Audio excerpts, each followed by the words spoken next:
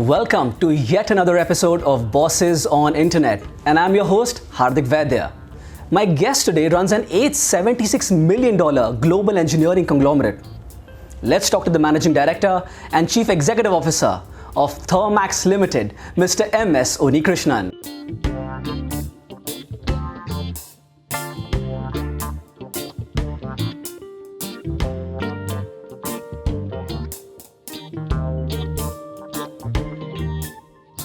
Welcome to the show, Mr. Unnikrishnan. I'm so grateful that you could join us for yet another episode of Bosses on Internet. Thanks a lot, Hardik, for taking pains to come all the way from Bombay to Pune and to possibly dig into what I am as a human being. Right. So for the benefit of our viewers, guys, I think this is going to be for the first time, hopefully for the first time, that you will be seeing Mr. Unnikrishnan in a role that you've never seen before. The person behind the persona, that's what we're trying to capture. I believe the first role was marketing and sales out of engineering. Is that right? Or amongst the early roles? Yeah. After joining as a graduate engineer trainee over here, we were to be undergoing a structured training program, which is what our understanding was it.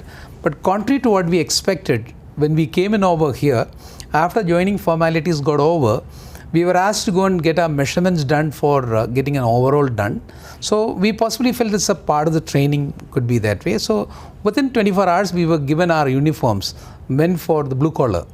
And 19 of us were divided into two groups, and a group was asked to come in the first shift and the other group to come in the second shift. And the job assigned to us was assembling of traveling grades, which is where the combustion of the coal or maybe the fuel happens in a boiler. Well, it was a very interesting thing to learn, and all of us were very excited about that. We thought, oh, great a company, what a great company that they're giving us jobs straight away.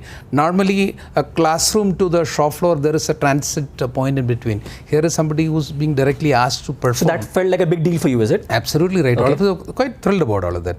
And I need to say that in the engineering college, I really did not do the welding in the workshop. No hands-on experience there. Somebody did the welding for me, somebody did the machining for me, a little of this. As how it's always is as a student. Engineering college. Right. So over here, I could do that on my own. I had to do it on my own. Yeah, no option there. And I love this. I fancied that EOT crane, which used to be carrying so much of weight and going above you. How to drive that? I thought it's a great job, better than a driver also. So I learned that, and I could drive an EOT crane. So then excitement continued for a fortnight. And it started waning down, because when we realized that there are multiple plants in the same factory and we are stuck to the one work center in one plant alone. So we used to have every week meeting with the director of the company, Mr. Kabraji.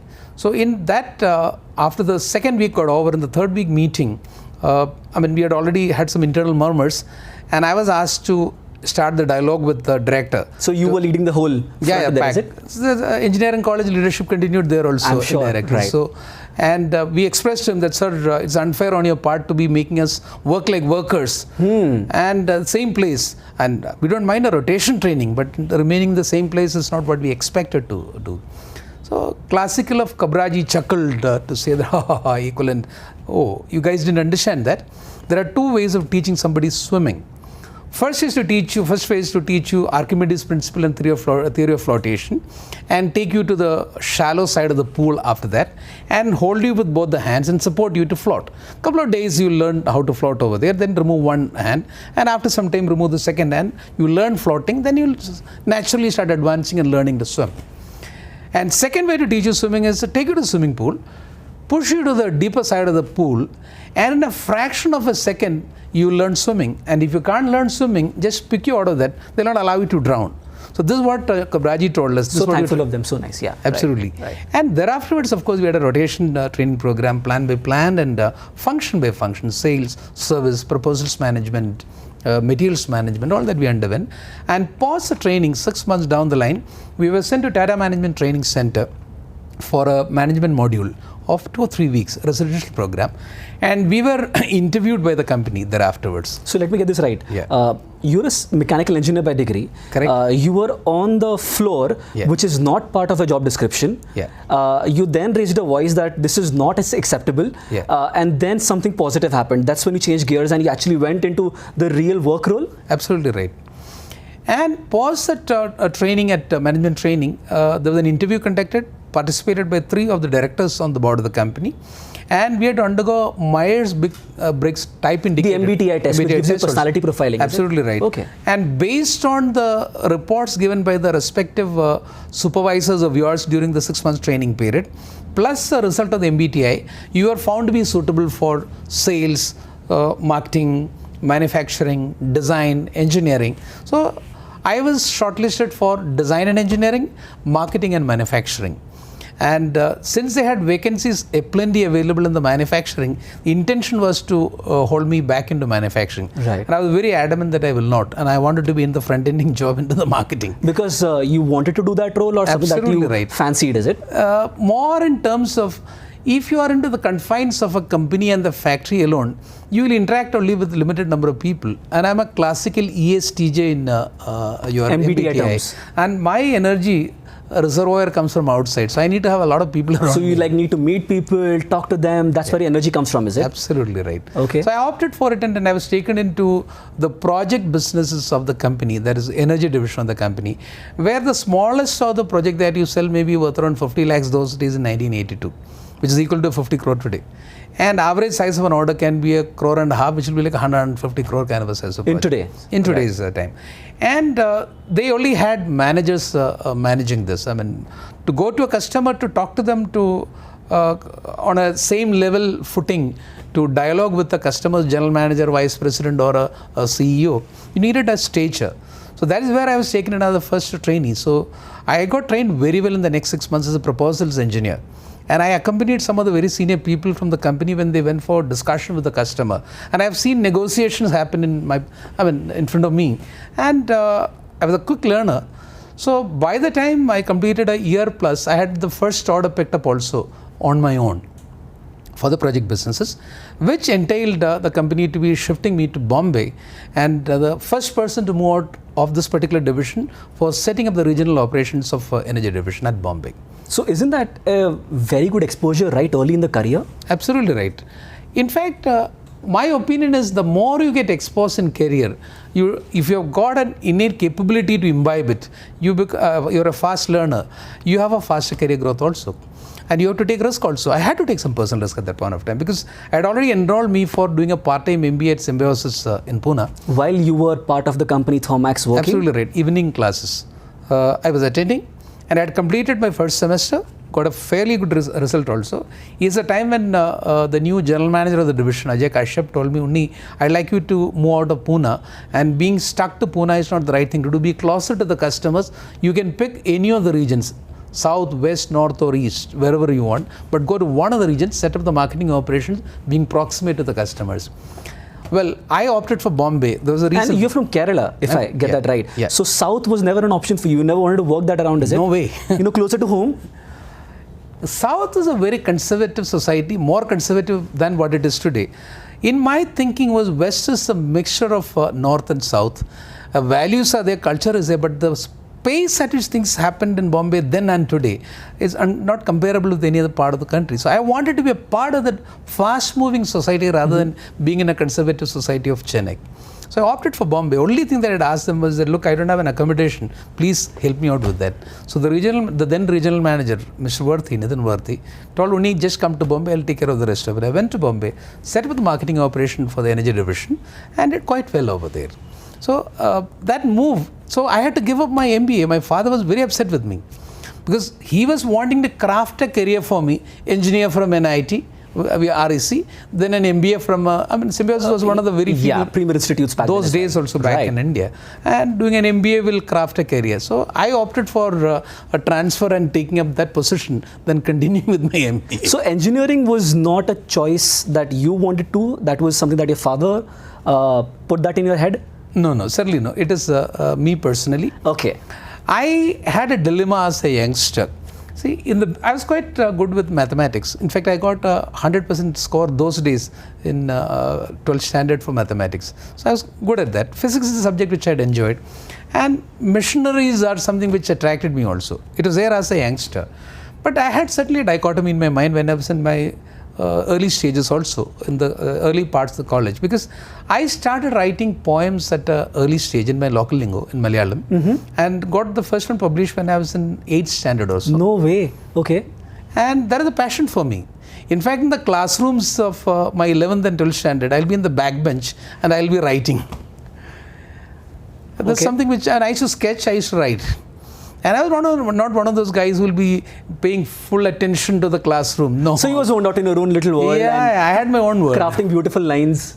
Yeah, and I had spent a lot of time in the library reading some of the old books, because my eldest sister did her literature in English. So we had a lot of Shakespearean books at home, which I had an opportunity to read at a very young age. Wow. And in the village that I come from, we set up a library and reading room. At the age of 15, I was the president of that one, setting up a village library with the help of the government, certainly. So I got exposed to letters at an early stage. So I was having the dilemma in my mind, should I take on writing as a career? Absolutely right. Are you serious? So if this leadership role wouldn't have worked out, were you like a writer in the making or a poet in the making? I would have done that. Today when I look back, possibly I would have excelled in that also, and I want to reinvent it. And one of the reasons what I'll be taking an early retirement from the current job that I'm doing, and I've done for a very long period of time, to reinvent me and get back to the peels of my personality opened. And what is subsided in me then, and where I had to be growing a lot more of other part of it, commercialities and managing organizations, I want to reinvent me in that side. Were you a rebel as well when you were a kid? Absolutely right. I don't know whether to use the word rebel. Fundamentally, I would challenge anything. It continues even today. See, in any situation, I may not look at the hierarchy when I have got to be challenging or questioning somebody else, which may go very well with people who understand me. The people who do not understand me may find it very difficult to deal with me also, because I am not a person who will easily accept what comes my way. You will question a lot. I need to have a conviction. Okay.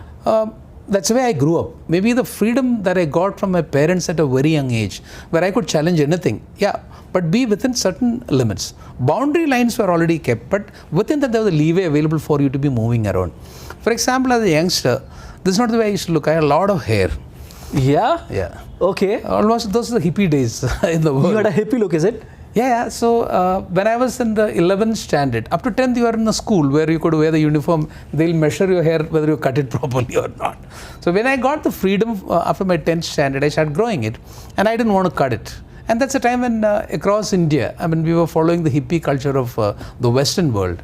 Of course, culture means only the physical look, not the other part of it, not the life part of it. Right. So I didn't want to cut my hair. So I refused to do that. There was a time when my father had to give an instruction to my mother after repeated pleas with me to cut it. When I didn't do that, don't give him food unless he cuts his hair. That became a serious issue. Yeah, a very major issue at home, rebellism. So I still remember I wanted permission from my father. So I wrote a letter, a detailed letter about, it's a part of my body. I like it. If I keep it, why are you objecting to that? You gave me so much of freedom for so many things in my life. Why are you stuck onto this particular point? Was like the genesis of the writer in the making with that letter? No, I had written prior to that. Okay. But your mode of communicating with him was a letter. Yeah. Because I didn't have the ability to confront him. All right. And stand up to him and say, I want to do that. See, many a times letters have the advantage. When you have to speak to somebody, on the face you tell certain things to some people, even at this age it may be difficult for me. I would rather write a letter so that the person got the message. He's got also a time to think, because when you're looking at, please remember, in a conversation, verbs are only one part of it. The non-verbal portion is equally important. I may not be able to modulate my personality when I'm arguing with my father. But when I give it as a bland letter to him, he reads, his mind gets into a processing. So there is a better chance for him to be accepting it rather than me arguing with him. So as luck would have it, he called me, classical of it, and told that, okay, if you're so particular about it, then maintain it well. I wish I'd maintained it very well and I wouldn't have lost so much. Maybe so that streak of mine in terms of challenging, it continued right from, I should believe that many people will have to take credit for it. My parents, even the superiors of mine, the next level, including the current boss of mine, Meher Padamji, she gives me so much of freedom. I mean, a lot of arguments that we have with each other. But they're healthy arguments. Healthy. See, relationships of this kind, I've learned one thing is that you don't have a binary decision making in relationships. So someone cannot be entirely good or someone is not entirely bad, is Correct. What you're saying. Okay. See, you got to evaluate relationship. How do you relate with somebody emotively? It starts with you having a liking about something in that person. Could be physical to start with. male, I mean, I like him because in my perception of what a human being should be, there is something which I find in him. So I start conversing with him. So in the conversation, there are words that comes out of him which are positive in my side. So that's where a relationship starts. So then you start emotively connecting with the person. When you start building that kind of an emotive relationship with anybody, whether it's a male or a female, between a male and female, either way, it's an emotive relationship. It is not binary in nature. You build it across maybe 10 years standing relationship.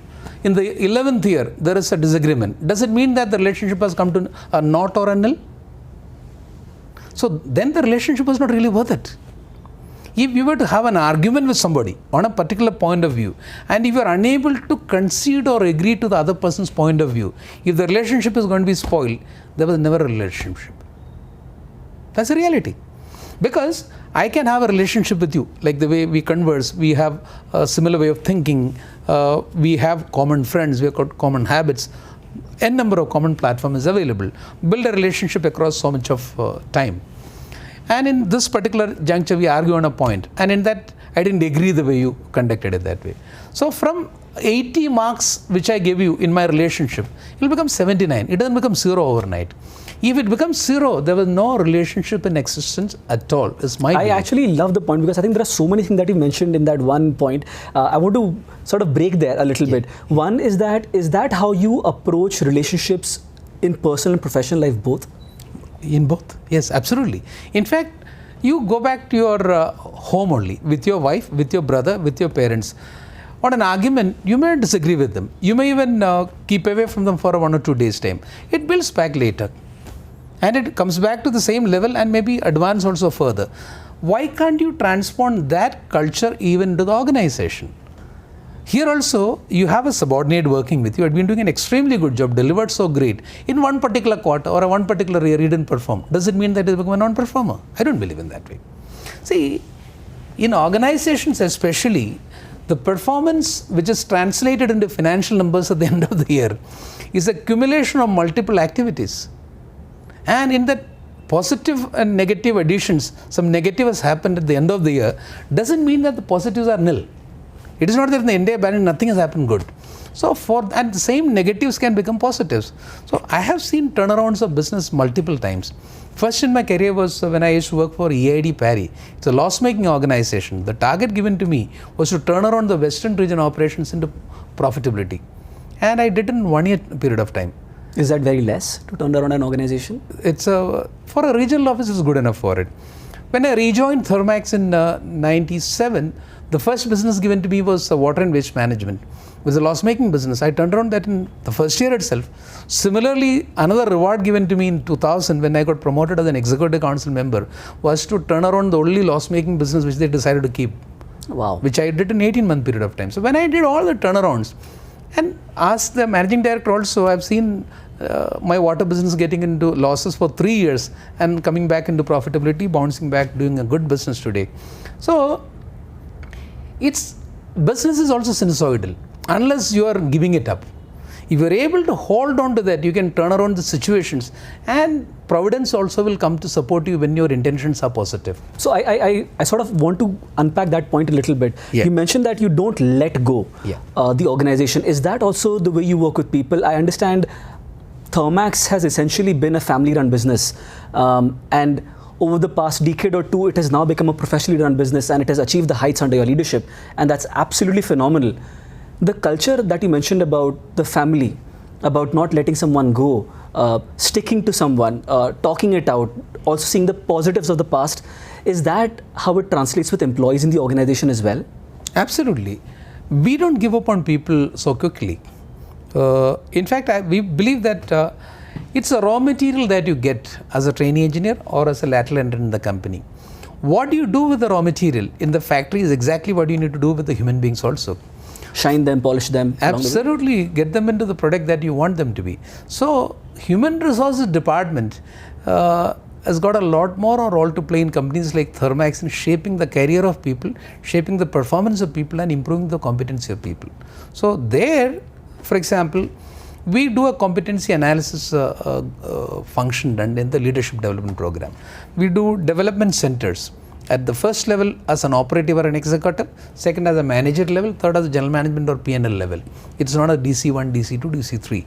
And based on what is the outcome of that, what is the gap between what you should be and what you are is known to you, and that becomes a development action program for you. Right. And based on which you are groomed and trained. So this is something which is a necessity, because people like us from a trainee engineer come from Nagpur Regional Engineering College could take over as a managing director of the same company 25 years down the line. It cannot be a self-growth. It has got to be a grooming done along with, of course, your own ability to grow. See, the raw material should have a capability to create the finished good. Certainly. If you put a copper and expect that output of that material that comes out should have a Brinell hardness equivalent to steel, will not happen that way.